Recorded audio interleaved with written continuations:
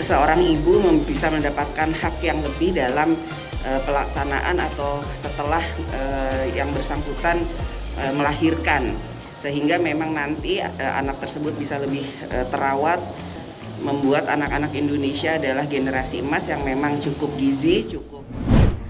Rancangan Undang-Undang Kesejahteraan Ibu dan Anak (RUU KIA) telah disahkan sebagai RUU inisiatif DPR dalam rapat paripurna 30 Juni 2022. Pembahasan pasal demi pasal akan segera dilakukan oleh pemerintah dan DPR dalam waktu dekat.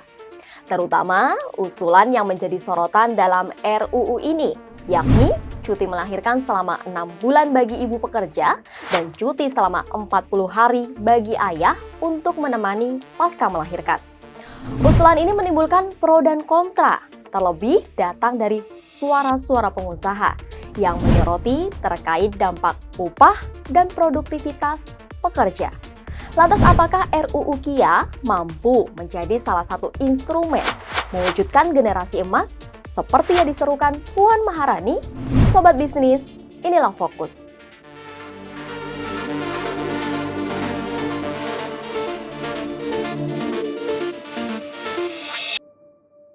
Pasal 5 ayat 2 Rancangan Undang-Undang Kesejahteraan Ibu dan Anak mengatur setiap ibu bekerja berhak mendapatkan cuti melahirkan paling sedikit 6 bulan dan masa istirahat 1,5 bulan bila mengalami keguguran.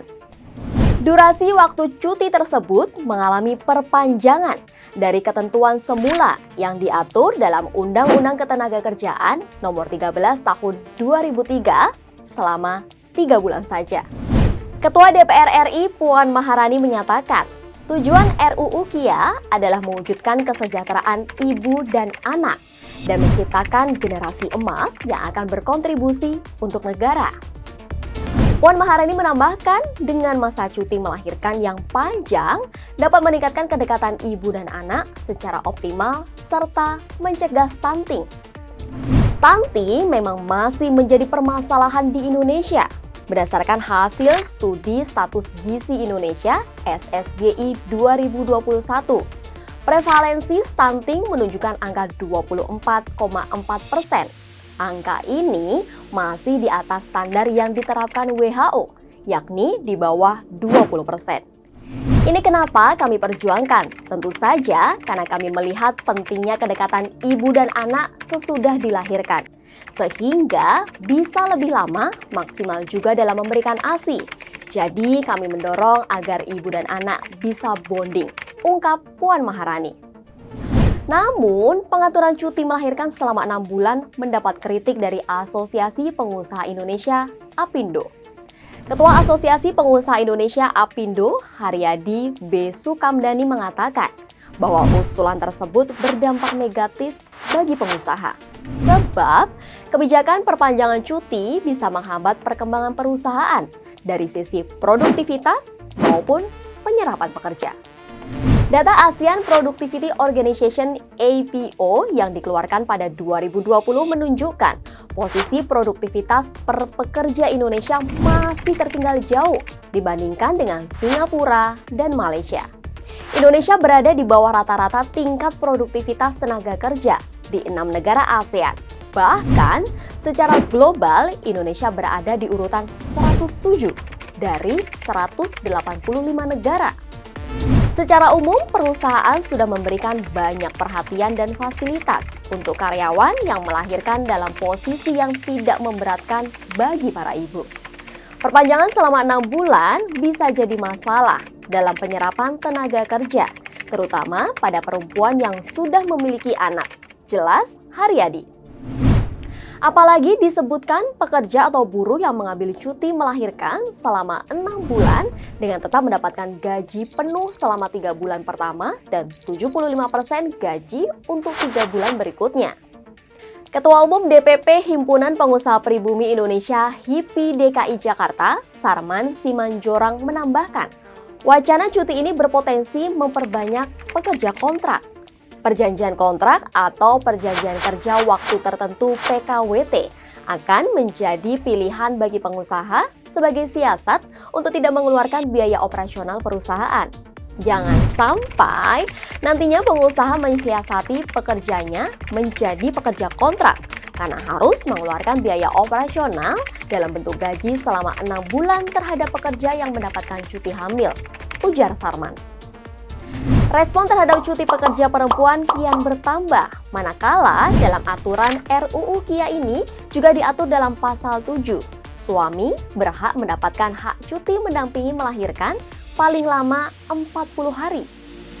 Anggota Komisi 11 DPR yang juga sebagai Wakil Ketua Badan Legislasi DPR RI, Willy Aditya mengatakan, RUU KIA menjadi penting untuk memastikan negara hadir dengan misi besar menyiapkan sumber daya manusia Indonesia yang berkualitas tinggi dan mampu memimpin kerja kolaborasi dengan bangsa lain di masa depan. Setidaknya hampir 40 negara telah memperkenalkan kebijakan cuti berbayar bagi pekerja laki-laki untuk terlibat dalam pengasuhan anak yang baru lahir. Sayangnya, hal ini belum lazim dilakukan di Indonesia. Paternity leave atau cuti ayah masih dianggap tidak lebih penting dibandingkan cuti melahirkan atau maternity leave untuk ibu. Sehingga tidak banyak perusahaan yang menawarkan cuti orang tua dengan tunjangan kepada para ayah yang baru memiliki anak, ujar Willy Aditya.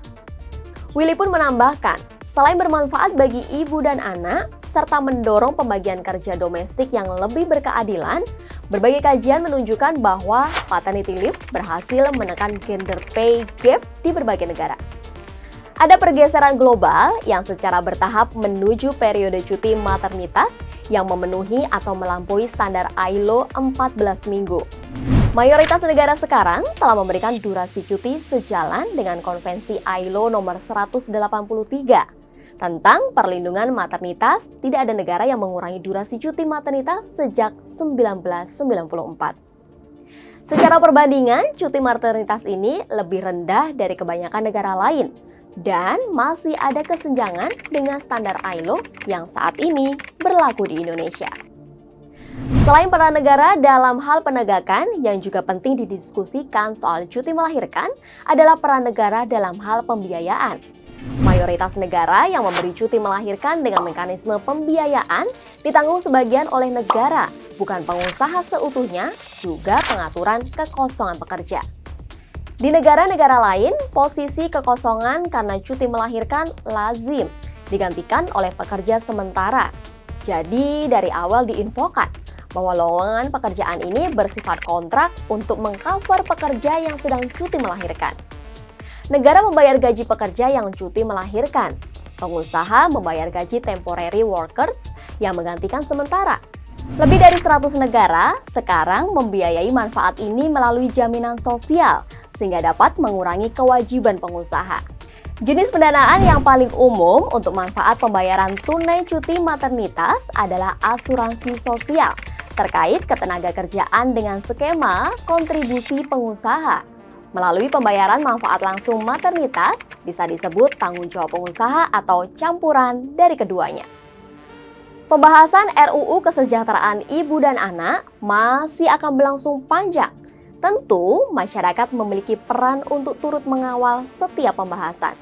Kalau sobat bisnis, setuju nggak sih cuti 6 bulan untuk wanita yang melahirkan?